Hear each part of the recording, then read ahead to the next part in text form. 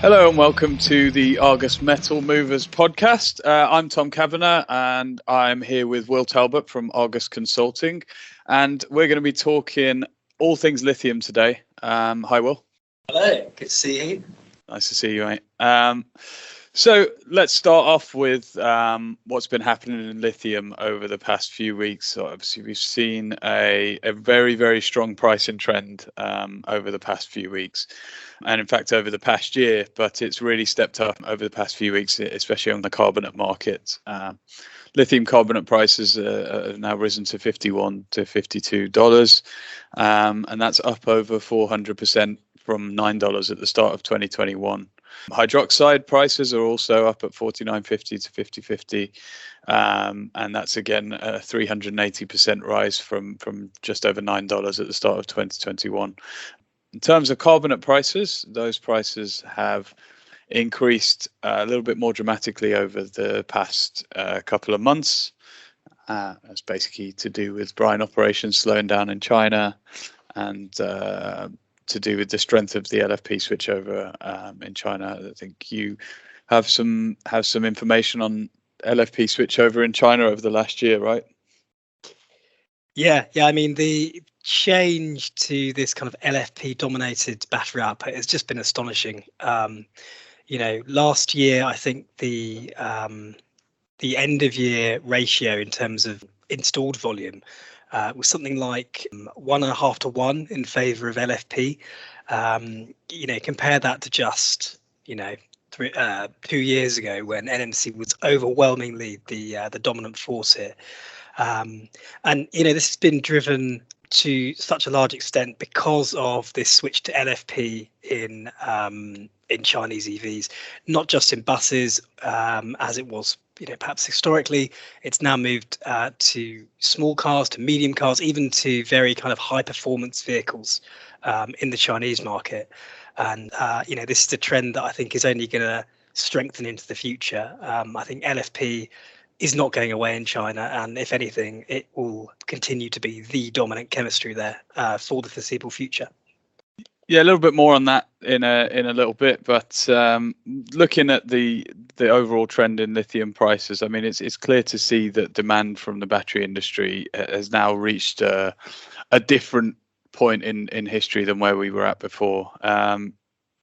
EV sales last year topped, I think our figure for it was 6.89 million, and in China alone, there was over 3 million sales, way up from 2020, up by over 154%. And then at the start of the year in China, it started extremely strong with 431,000 sales in January alone.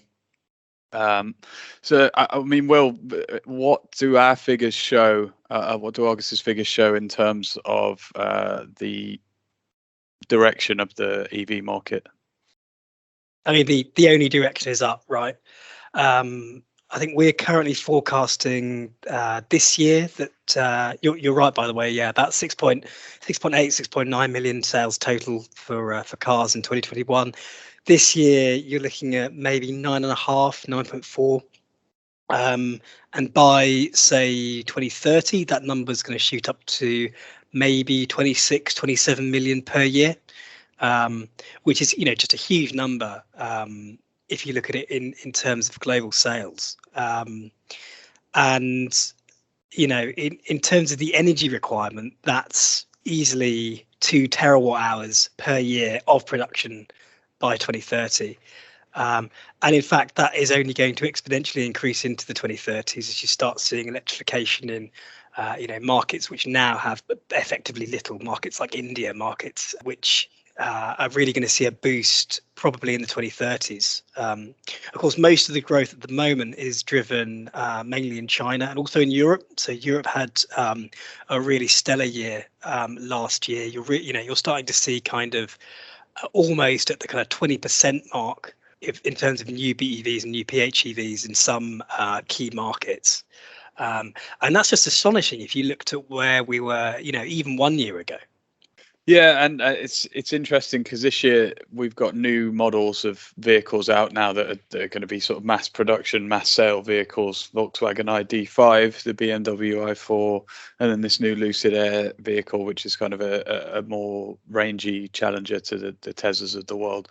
So a lot more companies moving into this space means a lot more sales, a lot more of their product mix is going to be a part of it. I think we should return to that subject to finish off with battery chemistry, because this is the real crux of the issue in the battery market and what's going to affect the demand for nickel, cobalt, lithium going forward. We had a discussion before about the geopolitical significance of LFP versus NMC. Do you want to touch on that a little bit? Yeah, just a little bit. So, I mean, LFP is so dominant in China, both in the, on the production and in the kind of output, as it were. So China is, the biggest producer of LFP batteries. It's also the biggest installer in terms of, vehicles that are produced there. Now, other regions are starting to adopt LFP. So a number of European manufacturers have said that they will start to use LFP chemistries probably in their small car ranges. But I think there's been a level of resistance to using LFP in, say, some medium duty cars, or in some some entry level cars, or some very high powered ones, which obviously you run into issues with issues with the chemistry there. But if you look at some producers, some lithium producers, many of them in the West at least are focusing much more on hydroxide, which is the preferred input for NMC, rather than carbonate, which is the preferred input for LFP. So I think it will be quite interesting to see, particularly over the next, say, 5 to 10 years, how that geopolitical kind of climate between China versus Europe and the US pans out. Especially because LFP is overwhelmingly the kind of cost conscious option. It's the low cost option for an EV, which means that when you do start to see EV rollout in, say, developing countries such as India, which are incredibly price conscious on vehicles, LFP is likely to be the lithium chemistry that they turn to. Yeah, so just one final point. I mean, the switching to LFP obviously has already heralded quite strong results in terms of price growth for lithium carbonate. As August Consulting offers regular forecasts on lithium, I wonder if you could just quickly touch on what sort of short to medium term expectations are for the lithium price now going forward. Yeah, so I mean, obviously, as you mentioned, the lithium price hike has been just huge. I think it's like 400% since the beginning of last year. I think a lot of the issues that a lot of the issues that have driven the recent spike are quite transitory. I think they're very short-term issues to an extent. There's, as you mentioned, I think some of the weather that's going on in China. There's the shutdown of the converters in China.